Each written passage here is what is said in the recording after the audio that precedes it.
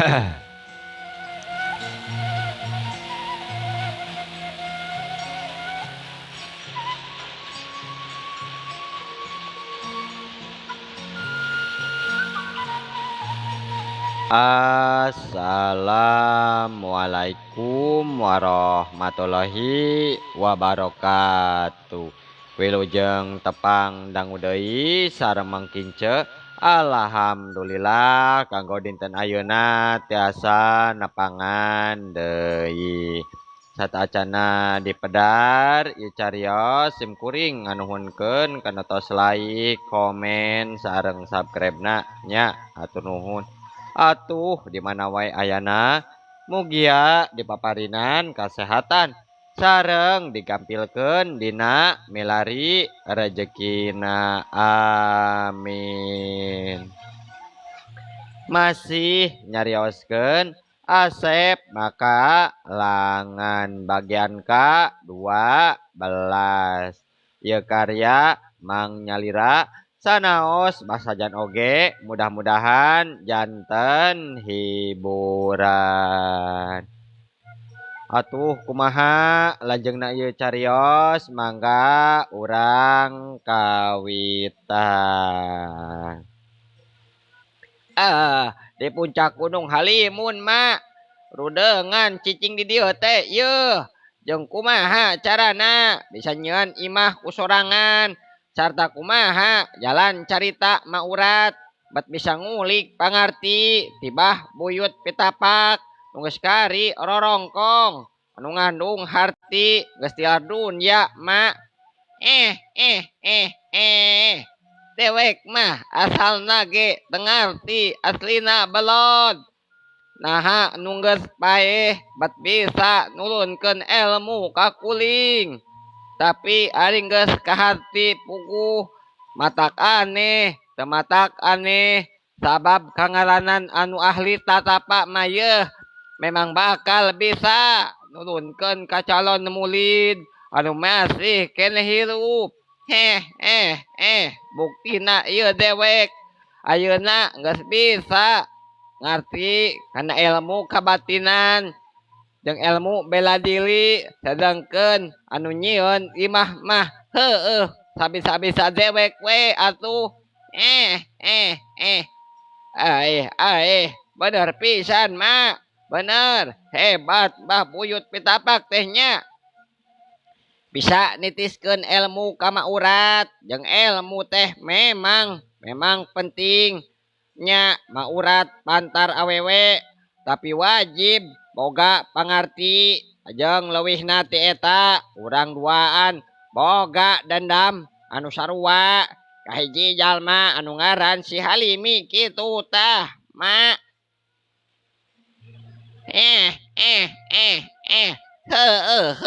Kitu pisan matak oge yeuh jeung hartina pangna dewek datang ka Gunung Gede sabab erek ngajak gawe baleng rek keur maneh ka maneh maksudna teh yeuh belod keur ngabinasakeun si Halimi si kurang ajal. Satuju tapi keke ari kuring geus di dieu saberapa we di dieu teh mak. Maneh teh geus 7 poe euy, 7 poe 7 peuting di imah dewek. Maneh teh kapaehan lila sadalna ngan ukul sakedeung eta teh baruk. Aduh kuring teh geus 7 poe 7 peuting di imah maurat teh. Benar-benar luar biasa si Jebag teh. Aing dijieun 7 poe 7 peuting teu eling-eling. Aduh kurang ajar tah, kurang ajar. Menggeus sateh meungeus mun tos sok loba pikiran belod lobakeun istilahat anggul mah yeuh ngalah maneh teleh cagel sarta geula ulik ilmu simpenan tina eta kitab deuleu engke wang ngajolag si Halimi babalengan ka pasantrenna tina bubar pasantrenna sakalian. Kitu kaayaan Mbah Barod harita nupikeun rahmat mah nepi ka mana oge Moal nyahoeun jeung moal bisa manggihan kaayaan Mbah Barod di mana.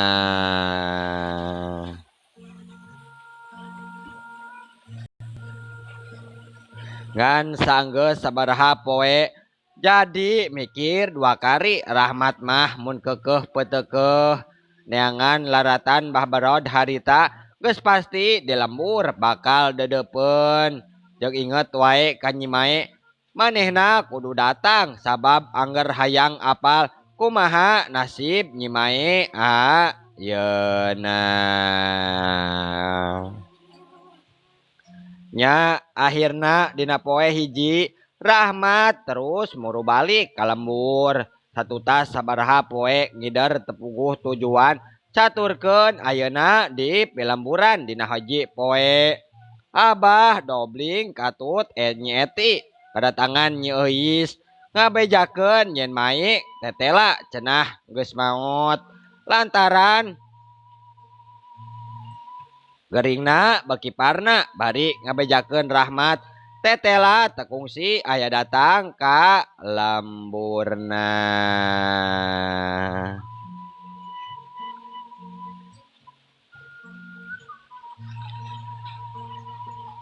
Leuwihna ti eta Nyi Euis kapaksa nyaritakeun pangalaman pribadina mangsa ngajorag ka Gunung Gede sabab ku Abah Dobling kanyataan.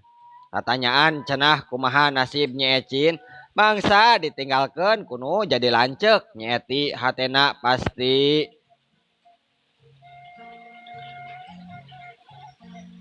Rupa-rupa perasaan antara kucewa ambek jeung sedih gumulung jadi hiji tok Nyi Eti harita negrakeun kakuciwaan nana. Kacida teuing si Rahmat teh nya gede bohong geuningan Abah gede bohong Rahmat teh bah. Kumaha nya mun ku Abah wang tindak bae jelema teh Nyai. Nah Nyai ridho teu jadi randa ari Abah ayeuna kapaksa nindak si Rahmat kajeun Nyai kajeun jadi randa tibatan boga budak dinyanyeri ku salaki. Cek Abah Dobling nu memang geus jengkel meureun antukna manehna nu nangtukeun sikep pikeun nindak Rahmat tur ikhlas budakna jadi randa. Muhun Abah muhun mangga telangkung Abah ayeuna mah abi mah tos jengkel bah kuciwa ku Kang Rahmat teh tega geuningan bahnya ngabohongan ka diri abdi. Cek Nyi Eti gitu geus horeameun meureun loba carita ayeuna mah pasrah kana nasib jeung kumaha cek bapana bae nu nangtukeun sikep.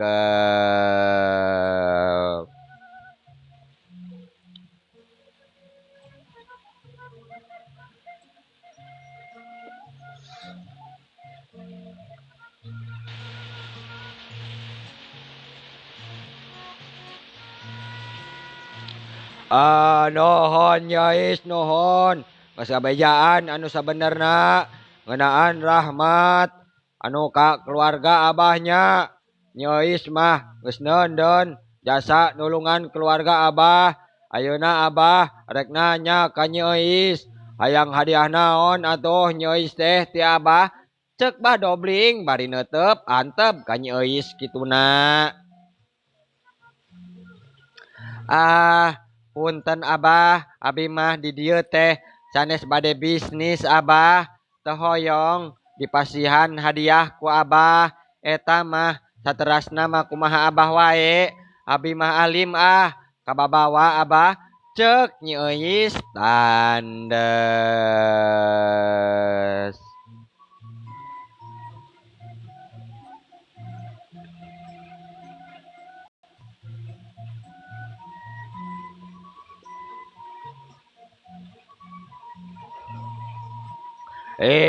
Ulah kitu Nyais ulah Abah maya lain maksud ngabibisani kaya masalah Nyais tapi Abah maya hayang mere we karumasaan wae dumeh geus asa katulungan nyawa keluarga abah ku Nyeis. Saban mun seug daya Nyeis mah katut nyeecin jenatna meureun. Malkungsi nyaho kumaha talajakna si Rahmat anu sabenerna. Sok Nyeis atuh hayang duit tuh sakoper aya meureun eusina teh 100 juta. Pek ku abah dibere hayang kulkas 2 pintu aya hargana 5 juta. Heug ku abah pangpelikeun nya. Cenah hayang motor Suzuki nya bisi hayang Suzuki Satria mangga. Heug ku abah pangmelikeun. Kumaha euis kabitah henteu. Aduh hatur nuhun abah kana katawisanana nanging abi teh sanes bade nampik rejeki sanes teu kabita kutawisan abah nembe nanging abi teh duh nembe teh tos nandeskeun pisan yen abi sanes buburuh di abah. Abi mah dongkap ka dieu teh mung hoyong we ngawartosan wungkul anu salesna kumaha nanging abdi oge sami nuju bingung ieu teh kamana Ari Rahmat kitu maksud abi teh Nyeis salila ngomong teh. Buh bret terus ngabayangkeun waktu di warung Bi Emus teh.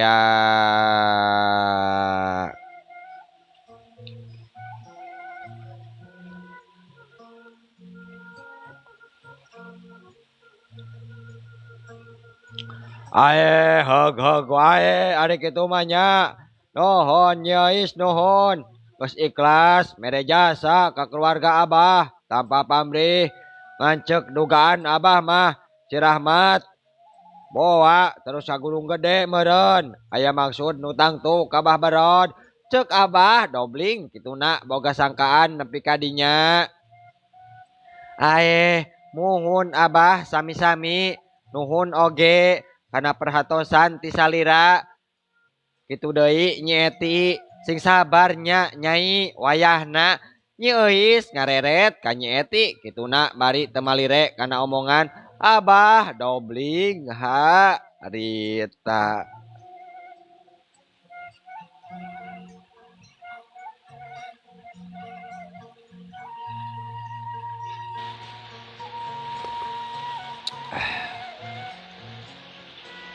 Muhun ce muhun kumaha pami panginten da atos kieu nya.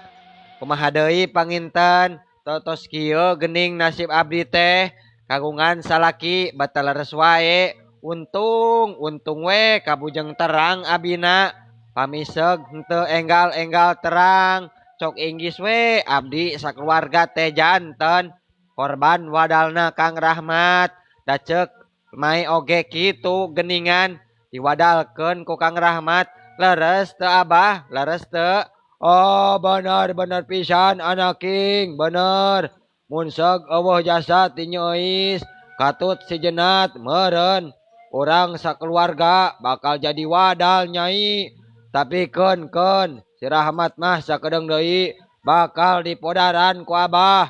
Bongana bat kitu peda petuk peta kalakuana ka keluarga abah teh cek abah dobling bari sakapeung huntuna kakerot lantaran memang ambek.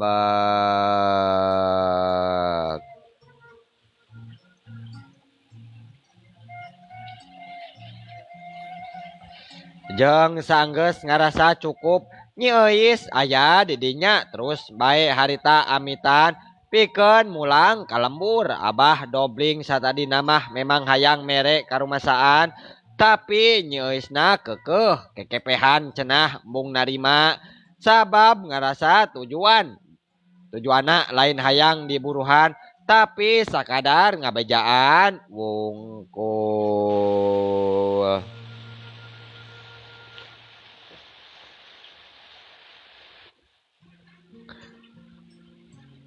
Bari lain sing sombong Nyi Euis puguh jalma beunghar hayang motor mah komo hayang kulkas kari meuli kitu kaayaan di lemburna. Waktu terus lumaku marengan gumelarna tiap insan di alam pawenangan harita Rahmat dina hiji poe katingali karak turun di hiji pasir. Terus ngambah kala sahiji pilemburan deket ka jalan gede anu anyar menang ngaspal. Bari loba acan tatangkalan di dinya mah. Karjurung kurasa lapar beteungna Rahmat teh mengkol heula ka hiji warung sangu di sisi jalan sedengkeun duitna ayeuna mahi kana gorengan jeung lepet wungkul sarebueun cieun teh haneut sagelas.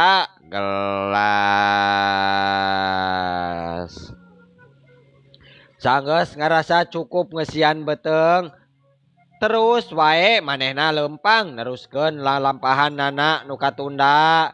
Lempang mapai jalan aspal nu kaayana masih keneh sepi. Can loba imah can pati kasabak ku jalma sabab di sisi jalan teh masih maplak pasawahan jeung tatangkalan harita.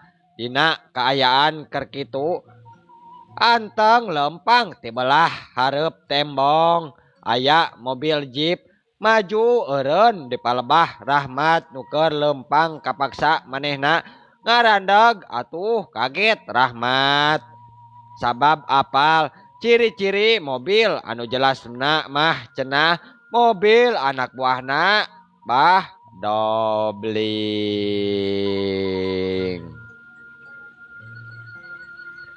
Wah, sasa apal kana mobil teh yeuh.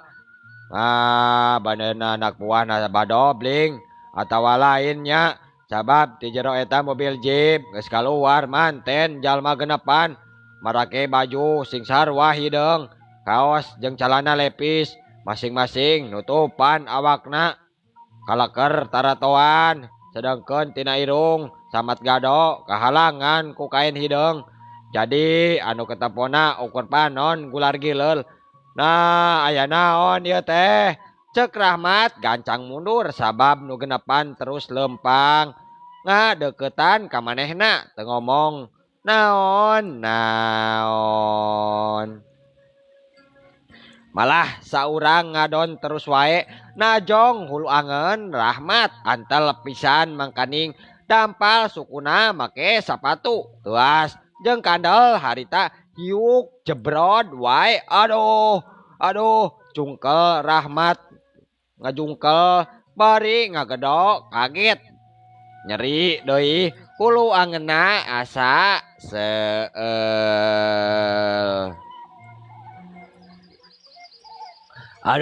Aduh kela saha anjeun teh sabenerna jeung naon maksudna teh bet tujang tajong hulu angeun kuring.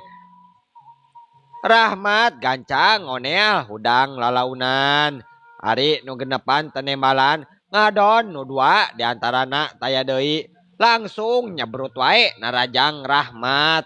Tur peureupna nu buleud pating hariuk bangbaraan ngarah kana hulu angen jeung dada.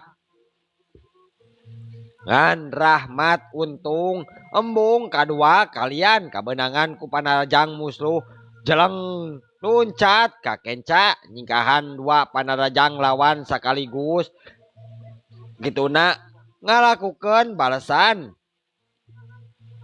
Suku katuhuna ngahantam kana cangkeng lawan nu terus ngabangkieung kagigir hiuk jebrod bangkieung harita sebrut nu hiji deui nyusul tepus ku panarajang susulan. Kituna metakeun peureupna rek ngahantam kana puluh ceuli Rahmat tapi Rahmat gancang miceun beungeutna kituna malik dituturkeun ku leungeun katuhu nu newak pigeulang lawan musuh nu nyantong di hareupeun sarta semu nu dipuri-litkeun.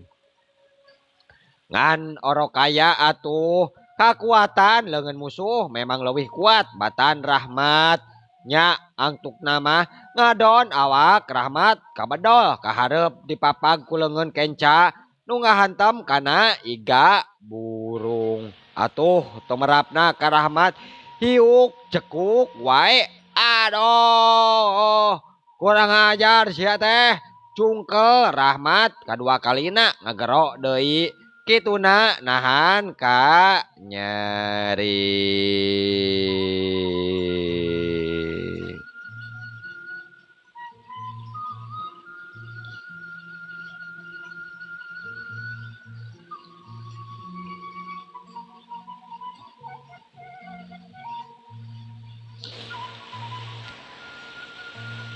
Ampun, ampun, ampun, kula teh ampun ya. Batuk, batuk, aduh, ampun.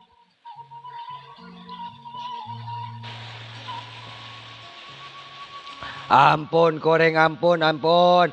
Rahmat, ampun, ampunan, banget nak genek jeung getihan bibirna. Cek dina nu antara genapan nyarita, harita nyarita ka Rahmat. Memang kudu paeh cenah kumanehna sakabeh. Ya, gandeng syare Rahmat. Gagandengan wae. Ayeuna wayahna syah, kudu modar sia euy. Kudu modar wayahna. Saha nu nitah euy? Dosa naon kuring teh? Cek Rahmat teu tarima dikakaya teu pepogoh gituna bari dirempuk. Tapi nu genapan taya nu ngajawab langsung dina kerekayaan kitu teh. Kurunyung aya mobil jeep datang eureun deket. Anu jengjengan rejengan Rahmat.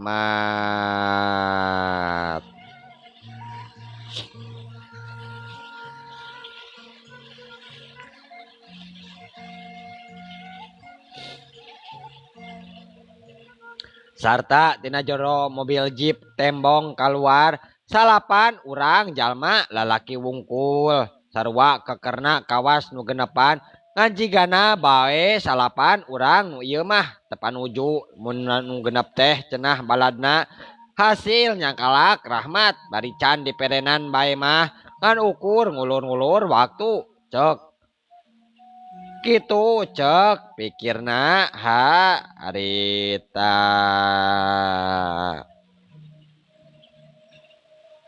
nya antuk nama suku duanana terus dijejekan indung sukuna kedua jalma kituna bari pada nyepengan lemen Rahmat atuh bogoh wae dor wae 2 kali pestor Rahmat disada 2 kali disada pestol Rahmat gugulitikan awakna bareng jeung duaan pating garoak balukar indung sukuna dijejek ku Rahmat sedengkeun timah panas hebos kagigireun sirah.